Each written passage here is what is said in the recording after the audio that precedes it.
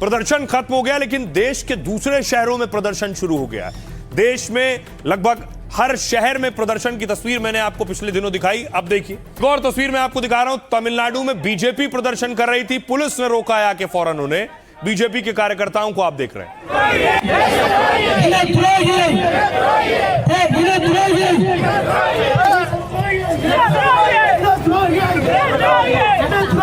आप देख रहे हैं बीजेपी के कार्यकर्ता राहुल गांधी की तस्वीर जलाने ही वाले थे कि उतनी देर में पुलिस आ गई, लाइटर छीन लिया।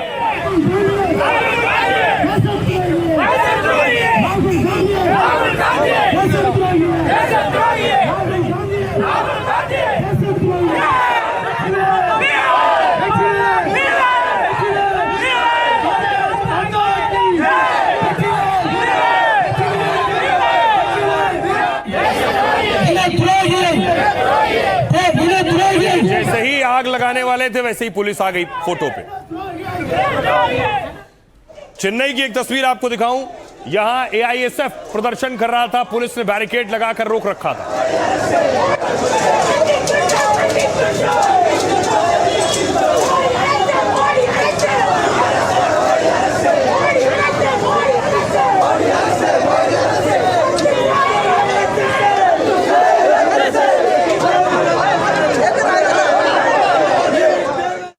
आइए अब आपको लिए चलता हूं बिहार में भी प्रदर्शन हो रहा था, लेकिन प्रदर्शन के दौरान AK-47 निकल आई। दावा किया गया कि AK-47 से फायर किया गया प्रदर्शन पर।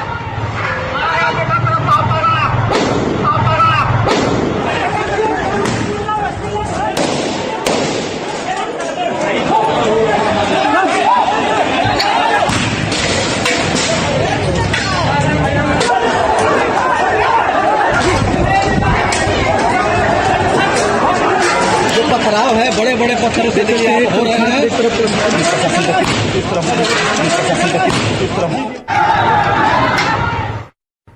तो पुलिस एक्शन ले रही थी प्रदर्शनकारियों पर।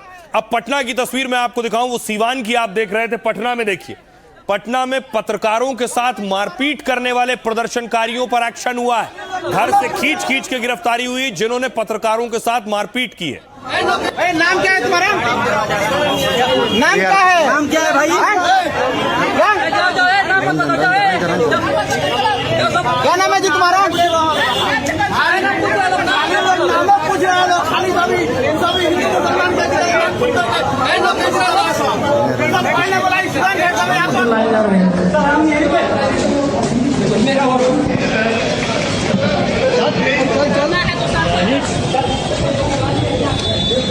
नाम क्या है तुम्हारा?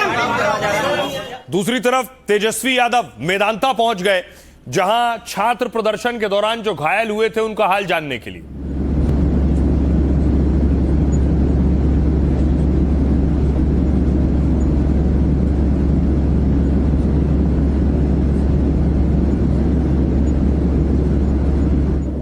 तो तेजस्वी यादव छात्रों का हाल जान रहे थे, लेकिन बड़े भाई दूसरी मुश्किल में थे। तेज प्रताप भी नीट पेपर लीक के खिलाफ प्रदर्शन में शामिल होने के लिए दरअसल निकले। कल पहले तस्वीर देखिए। युवा नौजवान छात्र के साथ है। हम युवा नौजवान के साथ खड़े हैं, कंधे से कंधा मिला करके, और अपने हक के लिए और अपने युवाओं के लिए हम मर मिटने के लिए तैयार हैं।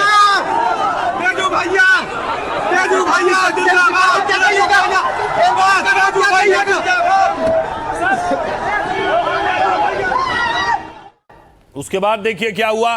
तेज प्रताप को छोड़ दिया गया, फिर तेज प्रताप दोबारा मॉल पहुंचे, जहां से पुलिस ने उन्हें उठाया। पुलिस ने गिरफ्तार किया तेज प्रताप को।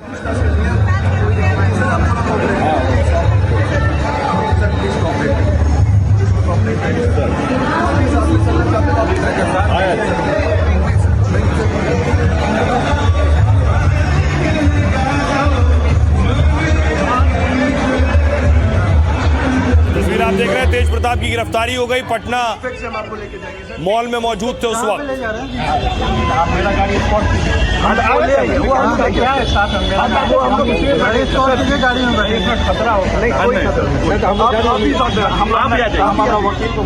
उसके बाद पुलिस ने तेज प्रताप को गाड़ी में बिठाया है और जेल लेकर निकली है पुलिस। ये तस्वीरें आप देख रहे हैं।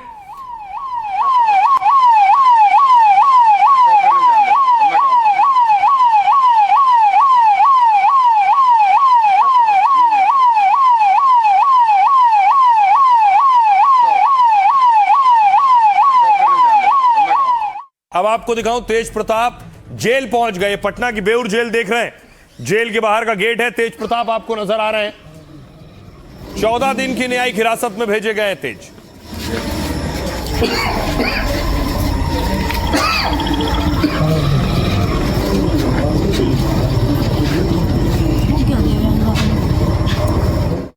तेज प्रताप आपको नजर आ रहा है। अब आपको बताता हूं आखिर तेज प्रताप की गिरफ्तारी क्यों हुई, क्यों उन्हें जेल भेजा गया।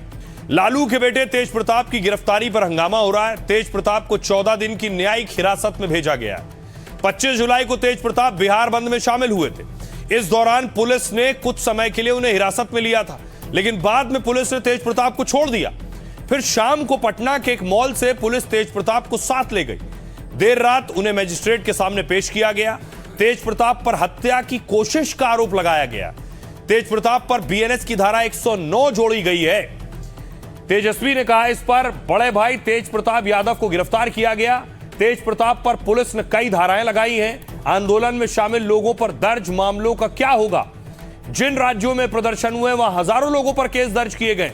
24 घंटे में रिहा नहीं किया गया तो उग्र आंदोलन करेंगे। तेज प्रताप के वकील ने कहा, उन्हें एफआईआर की कॉपी तक उपलब्ध नहीं कराई गई। अपने भाई की गिरफ्तारी पर रोहिणी आचार्य भी भड़क गई हैं। रोहिणी ने इसे सम्राट चौधरी की सरकार की तानाशाही बताया है। कहा, यह विरोधियों को डराने और जन आंदोलन को कमजोर करने की कोशिश है।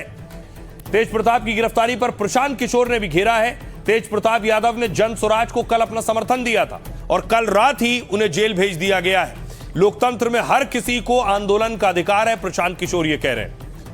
सुनिए जरा तेज प्रताप की गिरफ्तारी पर क्या कह रहे हैं सियासतदान। एफआईआर हुआ 26 तारीख को, गिरफ्तारी हुई 25 तारीख के 7:30 बजे शाम में सिटी सेंटर मॉल। एप्लीकेशन दिया जज साहब को उनके रिलीज का, तो कही कि अभी रिमांड करते हैं, आप सोमवार को प्रोसेस से आकर के इनका बेल मूव करते हैं। जो हमारे छात्र हैं, जो बिहार और देश के भविष्य हैं, उन पर से सभी लोगों का मुकदमा वापस लिया जाए और उनको रिहा किया जाए।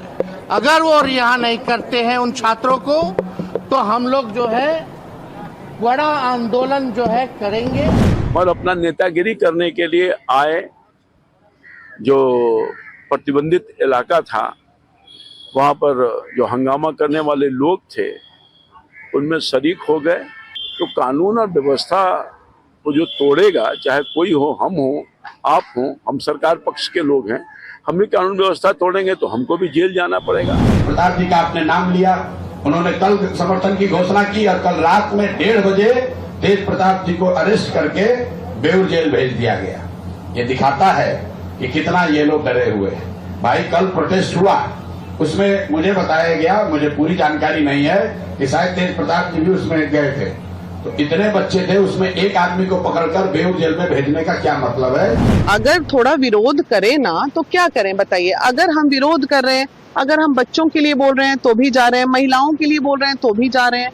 उन्होंने ऐसा कौन सा अपराध कर दिया? अगर देश का झंडा बच्चों के बीच में जाके एक बार दिखाई दिया तो क्या ये अपराध था? और मान लीजिए आपके नजर में अपराध था भी तो वहीं से उठा लेते हैं। सवाल है, जिस भी व्यक्ति के खिलाफ कोई इस तरीके का मसला सामने आए जिससे कानून की धाराओं का उल्लंघन हो रहा, तो पुलिस को कार्रवाई करने का अधिकार है। अब देखिए, एक तरफ बिहार में गिरफ्तारियां हो रही हैं, तेज प्रताप भी गिरफ्तार कर लिए गए, लेकिन दिल्ली में गिरफ्तारियां नहीं हुई, पुलिस का एक्शन नहीं हुआ। लेकिन पुलिस ने जो एक्शन लिया, खासतौर से दावा किया राहुल गांधी ने कि पुलिस ने पैलेट गन चलाए छात्रों पर। राहुल ने एक छात्र को भी सामने लेकर आए। अब राहुल गांधी इस मामले में गृह मंत्री अमित शाह से सवाल कर रहे हैं। राहुल गांधी ने देखिए एक चिट्ठी लिखी है। यह चिट्ठी राहुल गांधी ने गृह मंत्री को लिखकर सवाल पूछा है, क्योंकि दिल्ली की कानून व्यवस्था, सुरक्षा व्यवस्था गृह मंत्रालय के अधीन होती है। गांधी देखिए क्या लिख रहे हैं। धर्मेंद्र प्रधान के इस्तीफे के बाद पैलेट गन पर बवाल हो रहा है। राहुल ने गृह मंत्री अमित शाह को चिट्ठी लिखी। इसमें राहुल ने अमित शाह से 2 सवाल पूछे। पहला सवाल कि प्रदर्शनकारियों पर पैलेट गन चलाने का आदेश किसने दिया? अगर आपने नहीं तो फिर किसने दिया?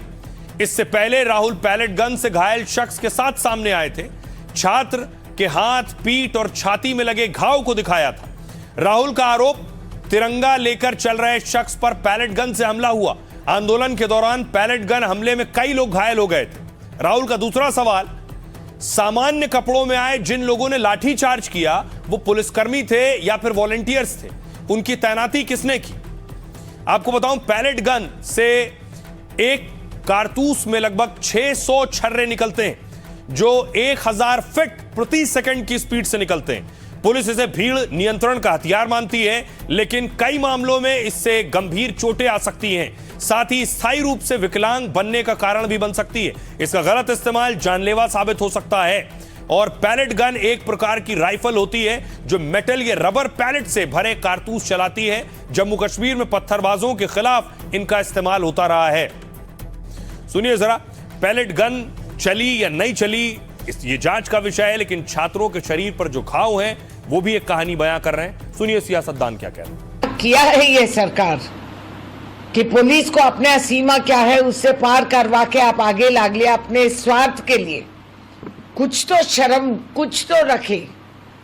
और इतना खतरनाक आंदोलन करवाए ये पुलिस के साथ साथ कि कल का दिन आम नागरिक कोई वर्दी वाले का भरोसे पे नहीं रह सकते हैं। कि राहुल गांधी जी का यही काम है, मतलब आरोप लगाने का काम इनका करते रहेगी। मतलब राहुल गांधी जी को सत्ता कभी मिलने वाली नहीं है। राहुल गांधी जी मतलब नरेंद्र मोदी जी पर और अमित शाह जी पर आरोप लगाने का काम करते हैं। और जो लाठीचार्ज हुआ था उसके लिए मतलब अमित शाह जी को जिम्मेदार कहना ठीक नहीं है। गन चला, इसका जिम्मेवार कौन है? बच्चों के ऊपर में लाठी बरसाया, इसका जिम्मेवार कौन है? कौन आदेश दिया पुलिस को? देखिए, पुलिस तो आदेश पे चलता है ना। पुलिस को आदेश मिलेगा, पुलिस मारेगा लाठी। अब ये पता करना है कि कौन आदेश दिया इस प्रकार का हिटलर शाही जैसा कि जाओ और बच्चे को मारो। हमारे बच्चे थे ना, हमारे फ्यूचर थे, और आपने लाठी बरसाया, तो इसका जिम्मा तो अमित शाह को लेना होगा। ये राहुल गांधी अपनी फ्रस्ट्रेशन में बार बार नया एक मुद्दा लाकर उन मुद्दों पर जिस पर क्लैरिफिकेशन दे दी गई। और जहां तक पैलेट गन का सवाल है तो राहुल जी को पता होना चाहिए कि पैलेट गन इस्तेमाल हुआ था 2010 में जम्मू कश्मीर में। सरकारें किसकी थी वो जरा जाकर देख ले। पर उपदेश कुशल बहुतेरे कांग्रेस पार्टी पहले खुद जाकर अपने एजुकेशन मिनिस्टर का इस्तीफा ले और पहले जाकर खुद अपने सरकारों में किस प्रकार का व्यवहार प्रोटेस्टर से किया जाता है उसको देखे।